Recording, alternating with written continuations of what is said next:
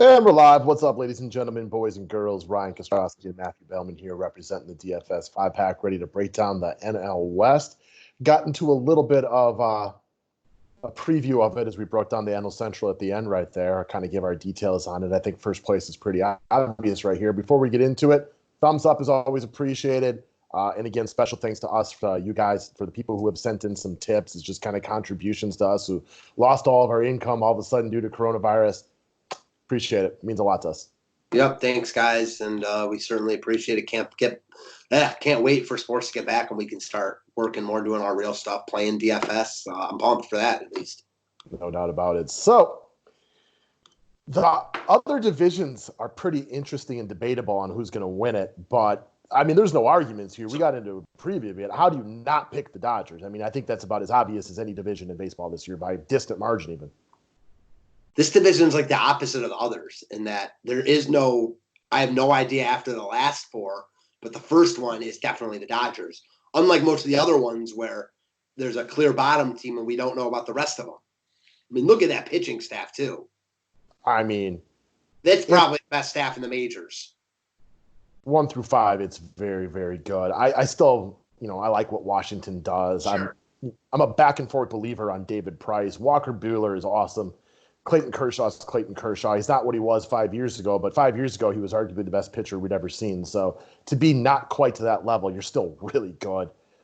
This is a very, very good baseball team, top to bottom, loaded offense. Will Smith, Max Muncy, Justin Turner, Seager, Peterson, Bellinger, Betts. I mean, they got everything you possibly want for a team. I mean, they're the best. On paper, they're the best team in the majors. Now that Houston's lost Cole, I mean, even with Cole, this team, now that they got Betts and Price, who I like Price, getting out of Boston, better ballpark for him, more time off now, less pressure. Oh, man, I like him here. You've got another young guy in Urias. Man, their lineup, it doesn't get better than their lineup. I mean. So we talked about Trout and Rendon, your Francisco and Jose Ramirez, and other top 1-2 combos for hitters in baseball. That's Bellinger right there. What was the other one we just said? Acuna and Freeman. Yeah, that are right up there. I would. It's funny because I'm not even being prisoner of the moment, but I would take Bellinger and Betts over all of them. I can't argue with you. I mean, coming off of last year, Rendon was so good. So Trout and Rendon's right there. But sure, Bellinger and Betts that's a one hell of a 1-2 punch. And then they got excluding Bellinger and Betts, Muncy Turner would be a lot of teams. A really good 1-2 punch. Well, I was going to say, if you took Bellinger and Betts, 2 MVPs out of the lineup, they're still an average lineup. Oh yeah, at least. I mean. Guys like Will Smith and Lux were really good. This team is loaded. Seager. This team's built to win the World Series this year. I mean, they've been built to win it for a few years, and they haven't. But again, they are the best team on paper, no questions, right? It's just loaded, man. I mean, even if for me, their number one now is Buehler, and he's a legit ace in my opinion. And then you talk about 2 guys that were really good in the past, and Price and Kershaw, who are similar to me. Well, Kershaw was a cut above David Price in my eyes. Agreed. But Kershaw was a cut above, but Price was really good in his own right. Yeah, Cy Young. I mean, Walker Buehler at, how old is he? 24. Coming off 2 really impressive first 2 seasons in baseball. Going 22-9 with an ERA, just under 3, big strikeout rate, WHIP of 1 flat, basically. I mean, this kid's good. This kid's real good. Yeah, he's good, man. And they're just, they're definitely, I don't want to say going to win the division. They're definitely going into the year, projected to win. I mean, they're projected to be the best team in baseball for good reason. All right, so we agree on that, and I'm sure everybody listening agrees on that. Last place. For me, San Francisco Giants, I think, are the last place team I can pick right here. I say that. Feeling pretty comfortable picking them to be 5th in this division. They don't have much to get excited about from an offensive perspective. In fact, they don't have anything to get excited about from an offensive perspective if you want to just take a step back. And their pitching staff is blah. this isn't what it once was. So I got them in last place by a nice margin. It's close for me with them in Colorado, but I expect Colorado to bounce back a little bit. So I will put San Fran fourth. Like with Colorado, you got people you can be excited about, though. Like, we love Nolan Arenado. We like Trevor Story. We were huge on Marquez a couple years ago. There is nothing to be excited about when it comes to the San Francisco Giants. Agreed. After those three guys, though, there isn't much on Colorado. That's all I'll say. All right. So I think the debate for this division comes in then, second, third, and fourth, because for me, I got an easy first place and an easy last place, but I find those other three teams to be relatively even. You're also definitely more of a Giants hater than I am. I have the Rockies much more in line with the Giants than I do the Padres or Diamondbacks. Well, they at least got some guys that you could – like, if I told you that Colorado won 90 games this year and explain – have Charlie Blackmon. He wasn't as good as he once was, but he's still pretty good. If David Dahl could ever stay healthy for a full year, if Daniel Murphy showed a little bit of a pass from the past and was a solid hitter, they have a nice 1 through 5. Is the bottom of their lineup weak? Yeah, it's not strong. I'm not going to try to make great arguments for Tony Walters and Ryan McMahon and Tapia and things like that, but this is still a pretty strong offense if guys play up to their abilities. Definitely a lot of ifs. They have way more upside than San Fran, and they're a cut above them. I just happen to like San Francisco and Arizona better. You mean San Diego? San Diego, yeah, excuse me. Okay. Let's take a look at the Arizona roster real quick, because I think that's one that a lot of people maybe watching this wouldn't feel super comfortable with what they have, but there's reasons to like their pitching staff. Madison Bumgarner is not what he once was. I don't think anybody's going to tell you that he was, but he's still a nice veteran presence, a leader in the locker room you could bring in, and he's still okay. He's not a bad pitcher, but we like Zach Gallen. Robbie Ray has shown the ability, and we think Luke Weaver is still a young guy who could potentially find it. This team is good. This team won like 85 or 86 games last year, and all they did was add Bumgarner, add Starling Marte. Like, this team is good. I have them projected in second. I have my second place between them and San Diego. I could see them taking a step back. We felt like they overachieved last year, but I think that's like who is Ketel Marte? Because if Ketel Marte is what he was last year, I mean, that's impressive. If Starling Marte could play, be healthy for a season. Peralta is a good, solid hitter. Yeah. I definitely lean towards them in second place, but I can see them finishing anywhere between second and fourth. I'm with you on that. I definitely could see them contending for a wild card this year. I like their squad. No question. They're good. Like, I like the addition of Bumgarner. Maybe it's you're overpaying him. It's kind of like Ryu in Toronto. Like, he's not the best, but he adds something that they didn't have. So, I respect it. I like this team. Okay. You also, I know you're a Christian Walker guy. I think you expect things out of him, right? Yeah, their lineup is good. I like Walker and Kelly. The deal that they got for Goldschmidt, Kelly, and Weaver, basically, like, those guys are good. I like that deal for them. Let's peek over the San Diego Padres for a minute. Definitely another team that has some things that you should like. Yes. I don't 100% trust it quite yet, but lineup-wise, Tatis could be. I mean, this guy's got MVP potential written all over it. This is another team where their lineup has a lot of upside, man. I mean, you even saw it last year, and they filled a couple of their holes. Like Tommy Pham, I'm a huge Pham fan. This lineup has potential, no doubt about it. This team probably has more upside than Arizona because their pitching staff also has a lot of upside. Paddock was really good. I mean, Lamet, if you get a full season from him.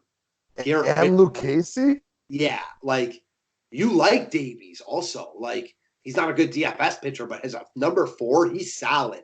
Garrett Richards, if healthy, like, this team reminds me a lot of the Blue Jays, but I think they're a little better.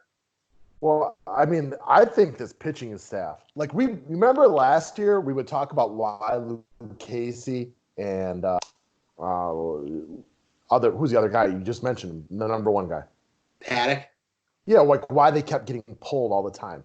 San Diego seemed to realize they weren't ready, but that they were a team on the uppity up right there.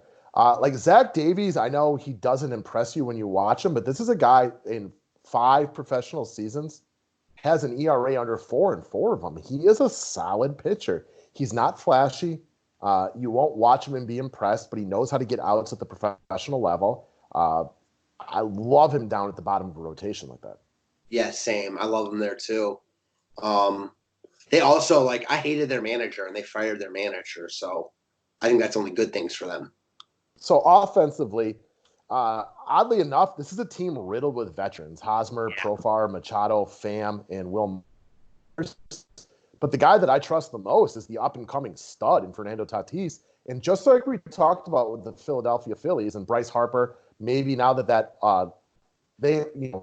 Bryce Harper's way overpaid, so is Machado. Yeah, Machado. So you want to know what? Maybe that's not anymore. Maybe we get a better Machado this year. For sure. They also have, a guy like Franchi Cordero potentially creeping in the back. Remember him from a couple years ago? The power he had. Good boy. Yep. Yeah. So, I mean, who are Hosmer, Myers? Those are 2 big guys in their lineup. Profar, I like that addition right there. I'm a big Mejia fan. This team has a lot of nice pieces, no lie. So you mentioned Will Myers. Who is Will Myers? He's a guy that has clearly never lived up to the potential that he had as a young man in Tampa Bay when he won the Rookie of the Year by batting .293. Since then, has not managed to bat over .259 for the season. So he's got some pop. He had 28 and 30 home runs in 2016, 2017. Lost a lot of that power last year, only hitting 18 home runs. He can steal some bases.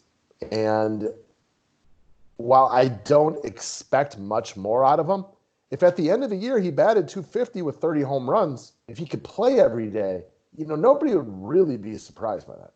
No, I think it's good for him that they got rid of guys like Renfroe and Margot. I know they added Pham and they added Grissom, so I guess it's not really good for him. But, I don't know. They also added Grissom, too, who we just talked about in Milwaukee. Right, and with Manny, Manny did not live up to the hype last year. I mean, there's no other way around it. He has not been great since coming to the NL.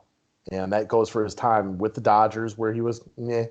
And his time with San Diego last year, he had 32 home runs, batting .256, OPS under 800. Is nothing to write home about. But now he's been in the NL for a while. Is he feeling more comfortable? Is he ready to go? I mean, Manny Machado is a guy that for 1, 2, 3, 4 years there in Baltimore was, collectively an all-star over and over again. Can he be that, I don't know, centerpiece of the offense, I guess? I watched a couple, interviews from him over the spring, and he looked in shape, which we hadn't seen in a while. I often give him a lot of crap for that. They also hired a bunch of coaches that he had in Baltimore. So I'm not going to be surprised at all if we see him have a much better year, because he is a guy that, he's really good. I don't think he's just going to ride out in the sunset that he signed this big deal and just be garbage forever. He's got at least one more good year in him. I mean, probably more, but I could see him having a big-time year this year. He's 26 years old. He's a kid still, right? There's definitely, this is just entering the prime of your career. Yeah, it's that adjustment from basketball to baseball is always hard, because the guys can go a lot longer in baseball, you feel like. Right, and yes, he has a lot of at-bats for a 26-year-old, and he probably isn't going to get, better. You know what I mean? We've probably seen as good as he's going to be. Let's just say, for example, his 2016 season, batted .294 with 37 home runs for a bad Baltimore team, finished 5th in the MVP voting for his second straight season. I mean, that's probably what his best is. But why couldn't we see that again? Yeah, exactly. And maybe he has his best year, he wins an MVP. He's the type of guy that could win an MVP if he has his best year. It's not like I'm going to project him to win the MVP, but if you at the end of the day told me that Machado, had an MVP type season, you're not shocked. There's a reason he got $400 million or whatever it is. This is the kind of team right here that in my hunch, they're still a year away from taking that leap to being a division winning, playoff bound, World Series competitive type of team. However, that just isn't how baseball works. Sometimes teams get it going a year early. I love their young pitching staff, Lucchesi, Lamet, and Paddock. if these guys all just got to hit their stride and brought in some veteran presence like Richards and Davies, and they were good influences, I mean, this is a dark horse candidate for me to come out of the NL. Dark horse. Wouldn't bet on it, but there is some real talent here. Real talent. I agree with that. Pomeranz in that bullpen role. I like that. It's a solid bullpen. Yeah, I definitely do like Richards and Davies in those roles. Like, Richards is a guy that you don't know what you're going to get, but he's got upside as a number 3. And Davies, I can say with good confidence, you're going to get some IL stints. Probably, but he's got upside when healthy. And Davies is like the exact opposite. He has no upside, but he's going to pitch all the time and he's going to be solid. I mean, that's great for these young pitchers right here that they still are going to treat with kids' gloves probably in a little bit. Maybe they let them go a little bit longer, but Zach Davies can come out every 5th day, throw 90 pitches, get you through 5 or 6 innings, eat it up, consistent, and keep you in the ball game every time he's out there. Yeah, exactly. That's all you can ask. In a nice pitcher's park, for sure. Yeah, that's a good place for him to pitch, too. Great place for him. So Garrett Richards, the problem with him is that we've seen him pitch like a borderline all-star for, periods of time before. His big issue is his 9 years in baseball, he's managed to pitch in 30 games like 3 times. Yeah, and I mean, a lot of times we talk to these teams, we talk about like the best case scenarios. Well, a lot of these players, it's not going to happen for them. And some of these guys are going to suck. Where we don't like Richards is when you sign him and rely on him to be a top 2 pitcher within your rotation, when all he is a shot that maybe you can get the best of him, because you're not depending on him to be the ace here. I don't even know why Lucchesi is listed as their 5th starter.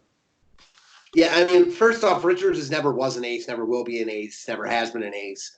The fact that he was in that role for the Angels is more a testament or not, a detriment to the Angels than it is, about Richards himself. I mean, he's certainly not a number 1 pitcher. He's got upside to be a nice number 3. Yeah, I mean, if you look at his numbers are impressive. The number that's not impressive is games played. Okay, so his numbers actually are really impressive, but it's such a small sample size because he's always hurt. Yeah, exactly. So I can't call him an ace because of that. You can't call him an ace because the best ability is availability. He's rarely available. He does have good stuff. And if healthy, he's a good pitcher. Like, again, we're not going to call him an ace. But if he were to happen to stay healthy for a full season, I mean, this is a guy who he could potentially have all-star type of stuff. You don't rely on him to be healthy. Great. And then Lamet is like, man, he's got a ton of upside himself. I love their young pitching staff here. I mean, I know Lucchesi's a guy that we talked about over and over a year ago. Why is he getting pulled so early? He's a solid young pitcher. Again, hasn't like blown your socks off, but 2 seasons in, he's got a whip of 1.5 ERA, just over 4, strikes out a decent number of guys. He's a solid pitcher. And then you mentioned Lamet already. And I like how it's like a little more established with the young guys. Like they traded Lauer. I don't know. Yeah, this team is definitely on the up and up. And then again, I mean, I mentioned it earlier, but like a guy like Grisham could be really nice on top of their lineup. Sure. Profar, I mean, platoon guy. He can come in if, say Machado goes down for 2 weeks. And, you can bring Profar into play here and there and whatnot. Brian Dozier's on the bench. And again, he didn't look like the Brian Dozier from a couple of years ago, but get him a couple at bats against lefties. And Tommy Pham, man, I love Pham. But I will say, like, I liked him more on Tampa than I do on San Diego. I don't know why. It's just a gut. Gotcha. So I think gun to head, we're going to be almost exactly the same in this division. The only difference between me and you, I am going to pick San Diego to put it together this year and edge out the Arizona Diamondbacks for second place in this division. So I got Dodgers, Padres, Diamondbacks, Rockies, Giants. And it sounds like you are going to be Dodgers, Diamondbacks, Padres, Rockies, Giants. And but after like looking at this, do you kind of agree with me that the Rockies are closer to the Giants than the other 2 teams? No. Okay. But again, like if we go back to the Colorado Rockies, talk about them for another second, you might understand why I buy in a little bit. One, I think their pitching staff still has potential. And what I mean by that is we're both big fans of Marquez. Kyle Freeland was really good his rookie season. I will give him the chance to bounce back this year. Again, I got to see it because he was awful last year. And then John Gray, like, still, there is all that potential right there that could eventually come through. If there's a lot of ifs here. The only two guys I really trust right now are Nolan and Trevor Story. Can Charlie Blackmon maintain relevance and not continue to slide? Can he be as good as he was last season? The big thing for here is David Dahl could ever play for a full year. This would be a good lineup. I think their upside is big, but I also think their floor is again, they showed it last year. Their lineup never got never pulled it together. They weren't cohesive. Their pitching staff still has a lot of question marks. Their bullpen sucks. You're right. If all those guys play well, I get your point. But for me, going in, I like what Arizona and San Diego have done. Colorado has not gotten better anywhere. No, but baseball can flip on a switch, and I know you talk about that all the time. There's still players on this team. They don't have to get better in the offseason for them to be better this year. I mean, they were good 2 years ago. Exactly. But they get better. I mean, you know what I mean? I'm not just going to automatically say they're going to be better. Everybody on this team was worse last year except for Trevor Story. Yeah, exactly. And Nolan just does Nolan things every single year. You can count on him. Now, there does seem to be some disarray because of Nolan Arenado, which would be a detractor. If that's the reason they finished fourth, I'm not surprised either. That could be a big detractor for them. Ultimately, they could end up dealing him, which, good. Obviously hurts their chances. But again, I don't think that helps them. Go ahead. I would say if they come out of the gates though and go 17-10 though, all of a sudden winning cures everything. Winning cures everything. The problem with Arenado, and I've heard multiple times that he's upset that the Rocks haven't done anything to get better. So you're right. Assuming they win, I think there'll be no problems. But if they start off losing and don't make any moves, I think you might have some issues. Okay, so I think we kind of sit in the camp then that how this team plays the first month will be a big influence of how this season goes because there's some talent here. This isn't like when you sit over and look at the Baltimore Orioles and you're like, there's just no way this team can put it together. You have a MVP candidate in Nolan Arenado every year. You have a stud second baseman in Trevor Story. You have a very solid, still very quality player in Charlie Blackmon. You got David Dahl that if you could ever just stay healthy is a very good hitter. That's a big if with him, though, clearly. Now, the bottom half of their orders, it's not very good. So I don't know what we're going to see with baseball in terms of the shortened year, trade deadline, any of that stuff, how it's going to affect that. But I think you're right. This team, a lot's going to depend on how they start the year. And if it were a normal year, I think that if they started off the first couple months, real shitty, that they would have a fire sale. Yeah. I can see that for sure, too. And again, their bullpen's not strong, but their pitching staff, we were liked their pitching staff going into last year. It just so happened that Marquez was good, but not great. The greatness that we expected didn't shine last year. He was okay. John Gray has been all over the place for seasons, but he still has good stuff. And Kyle Freeland was just awful last year, just a huge step back from a very good rookie year. Their bullpen isn't good on paper, and it wasn't good last year. But again, we've talked bullpen's the number one thing that can just change, and it's really hard to go into the year and rank these bullpens because one guy being really good really changes a bullpen. Exactly. Things like that can flip on a dime. The Yankees bullpen is good, and that's awesome. Right. But there's another 29 teams out there that you really can't tell if they're going to be good or bad. Everything with the Yankees and Dodgers just do things differently. They've got so much money that they have better teams on paper than every other team. Right, exactly. So when you go get a Zach Britton, and he's probably getting paid more than he deserves, but you're like, fuck it, I got money, who cares? He's still a good reliever. He's just not great like he was 3 years ago. Exactly. It's kind of like, the Dodgers getting David Price. It's, yeah, exactly. If a team like your Cleveland Indians or my Milwaukee Brewers has to pay that David Price contract, it hurts them. Whereas for, a Dodger or a Yankee, you can just absorb it. Exactly. So it's no different than the coronavirus. If you're living day to day and all of a sudden you can't work for 3 weeks, it sucks. If you got $1 million in the bank, yeah, you don't enjoy not making money, but ultimately when things get going in a couple months, you're going to be all right. Exactly, man. It's just, I keep hearing, I was watching the governor today, I do at 2:00. He's saying it's not supposed to peak in Ohio until May 1st. So, shit, that's over a month away. I love how the coronavirus has you watching public television at the same time every day to listen to the governor like you're a 95-year-old lady. I knew you've been laughing about that every day. But honestly, Oh, I can't talk baseball, Ryan, right now. I got to watch the governor speak. There's nothing else to do. And honestly, like watching, I mean, I don't want to even get into watching the president. I think Ohio's done a really good job. So that's where I get my information from. Awesome.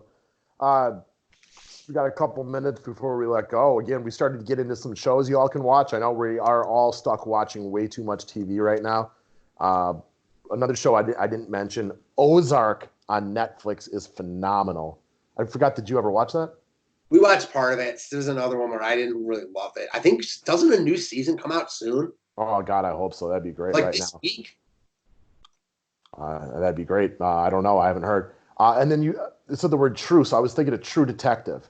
I've never watched season 2 because I heard it was terrible, but season 1 and season 3 are awesome. So yeah, new Ozark season on March 27th. I will be finishing that one real quickly. Yeah, you watch TV quickly. I know you weren't as big of a fan of the Tiger King. Sam and I were laughing about that when we went to the grocery store. It was stupid, but sometimes I like TV like that. Yeah, like I said, I liked the first 2 episodes better when it was more about the big cats than it was about the white trash drama. And then it got real full of drama, huh? What's that? It got like real drama filled, like a soap opera. Well, what I found funny was I've actually seen the bit on John Oliver where they talked about him running for president. Really? Like I'd seen that before, and I'm like, once like they brought that back up, I'm like, oh, I remember this dude now. Yeah. Okay. Okay. Yeah. I'd never heard of this dude or anything. It's just crazy the people that are out there. Yeah, it's I have young kids, and like every young kid wants to be like an influencer or a reality TV star, and I'm like, I have to like show them stuff like this. Like, no, you do not want to be like these people. This is the opposite of what you want to be. Yeah, I mean, you saw like the videos of him. He cared for the animals at first, and like all that stuff you could see. Like he got wrapped into something like the power trip, the money, the everything. It's crazy what that stuff does to people, but it's true. For sure, absolutely. I mean, you're right. In the beginning, he really did care about the big cats, and that's where the part that I told you, because I think big cats are cool. Lions, tigers. I just think they're just awesome, majestic, amazing animals, and I could watch like nature documentaries on them all day long. And that's why I liked the first 2 episodes more than the other part where it got off the rails. And it's funny, like I don't know if you remember in one of the first couple, I think maybe in the first episode they talked about how, like, I don't know if in Zanesville, Ohio, there was an incident where like a guy owned a bunch of these big cats and like he like let them all out on society. And so like, yeah, so before we started watching the show, or like when we started, Sam was like, "Oh, like, did you hear about the big cats like in Zanesville?" And I was like, "No, I didn't even know what she was talking about because I didn't even live in Ohio at the time." But it was like a big deal, and that's a big reason why, in my opinion, these big cats shouldn't be owned by the public. But the biggest reason is that they don't belong in cages. Well, they definitely don't belong in cages, but that's the number that they probably heard them say that, and I know I already knew that from other like nature documentaries I've watched. There are more tigers in captivity in the United States than there are in the wild. There's 10,000 tigers like in captivity in the U.S. and 4,000 to 5,000 in the wild. That's crazy. Like you'd think there'd be more with the breeding and stuff, but they only keep the ones that are useful for them. It's just messed up. It's just messed up. Yeah, the exotic animal trade, like they talked about it, since it's the ability to flourish, it's a status symbol. But also when the one guy talked about, if I get caught trafficking drugs, I go to jail for life. He goes, if I get caught trafficking wild animals, I get a small fine. Yeah, and people love animals, man. It's a very like dark enterprise, as we just saw. I mean, obviously they're going to show like the pick of the litter, so to speak. But still, man, like you just don't think about that stuff. I mean, that it was wild. Well, it's that American like culture of like, oh, look what I got. Like I remember reading a story a while back about how there was a baby dolphin got washed up on shore at like a public beach, and like people were taking selfies with it till it died, as opposed to like putting it back in the water. Like that's just who we are as Americans, way too much. Oh my God, is a great. I'll never forget you said that because I agree with that wholeheartedly. That's like a you would see like a cartoon picture of that about America, because like that's how Americans are. Yeah, but Joe Exotic, the guy in the show, and again, not giving away any spoilers, he's like that, but takes that, he's times 100. Because he's like that, but also wants a reality show and steals, and you know what I mean, the whole shebang. That guy's nuts. Yeah, nuts is really the only way to describe him. No doubt about it. Shit, man. It's like, what else is there to do with time? It's getting to be like dinner time so I can feed my kids. I just feel like we're all stuck in this quarantine life where I don't, what day is it today? Is it Thursday?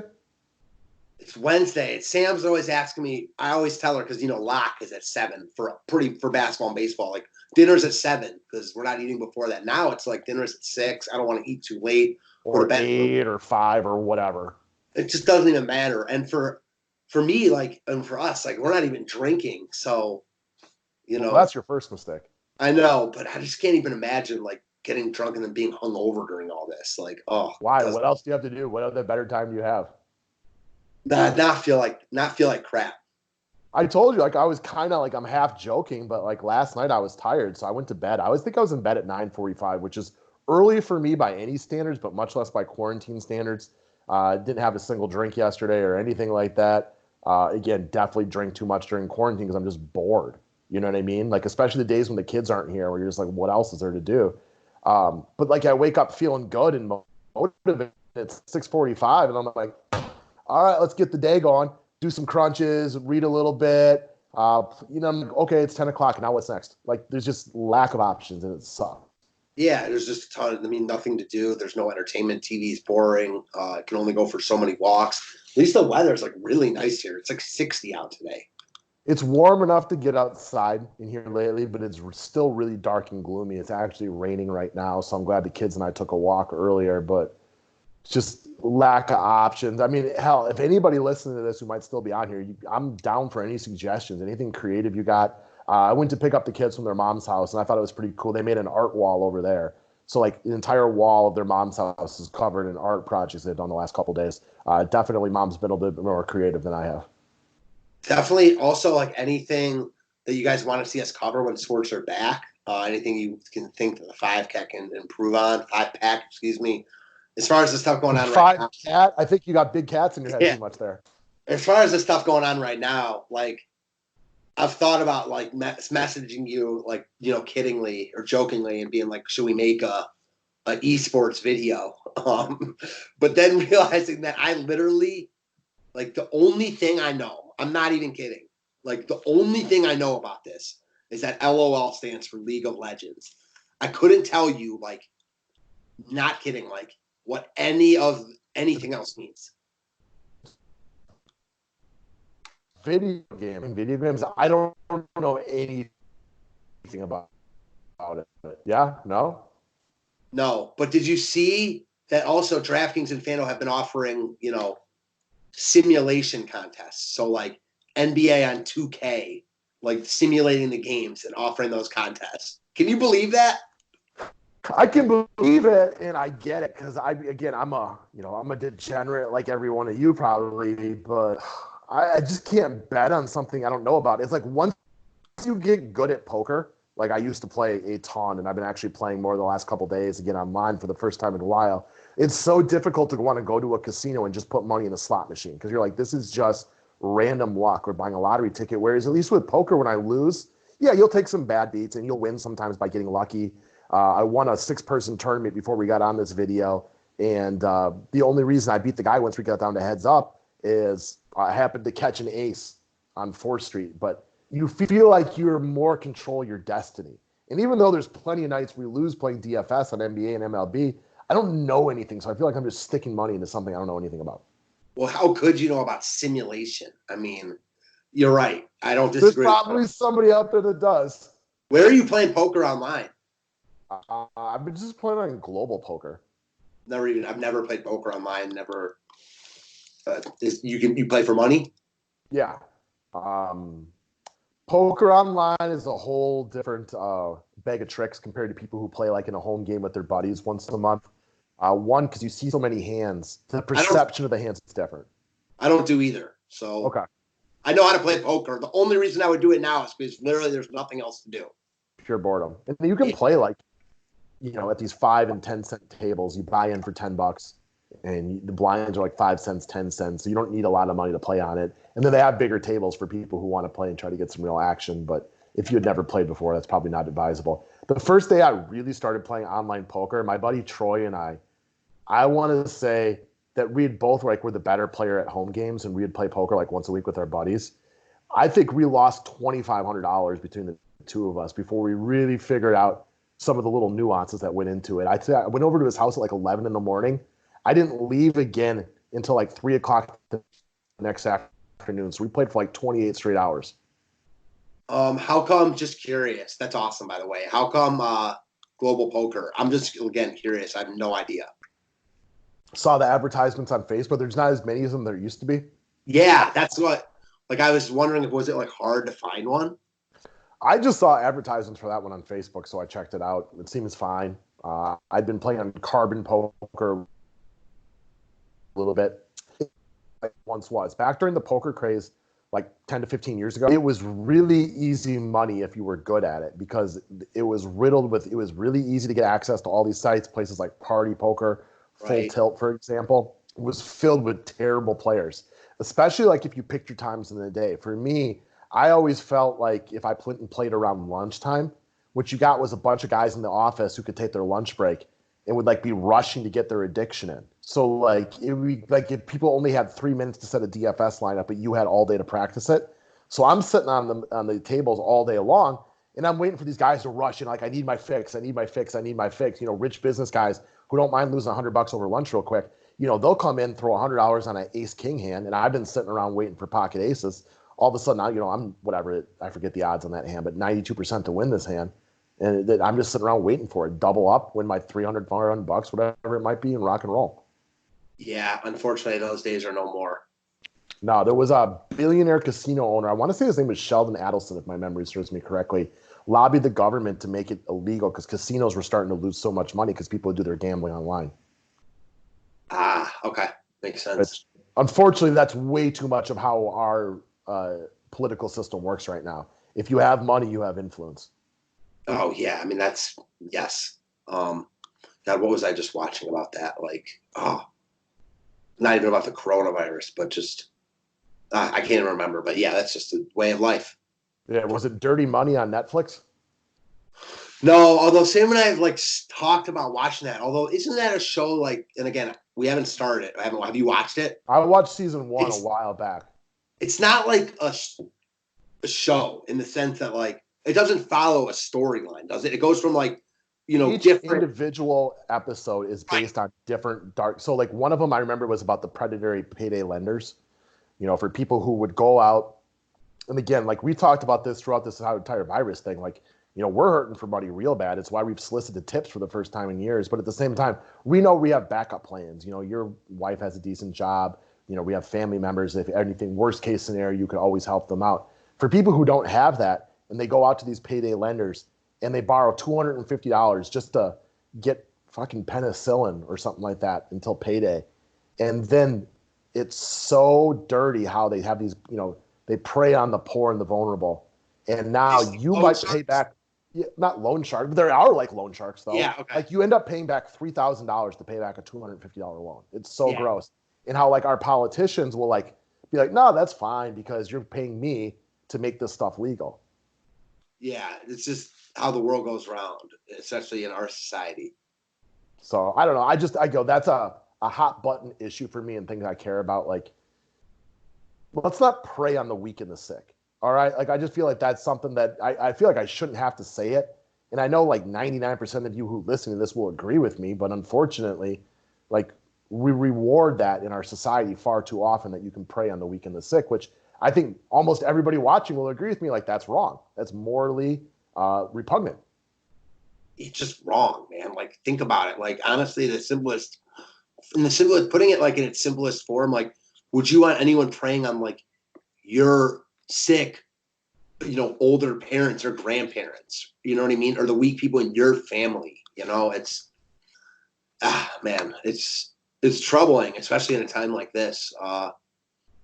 Hopefully, and you hear those stories now, right?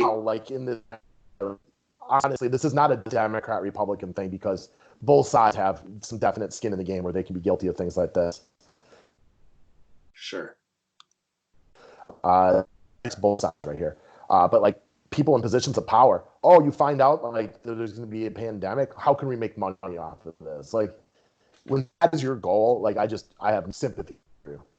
Yeah, agreed, man. Like this is not the time for that. Like this is about agreed. I mean, that's just human decency.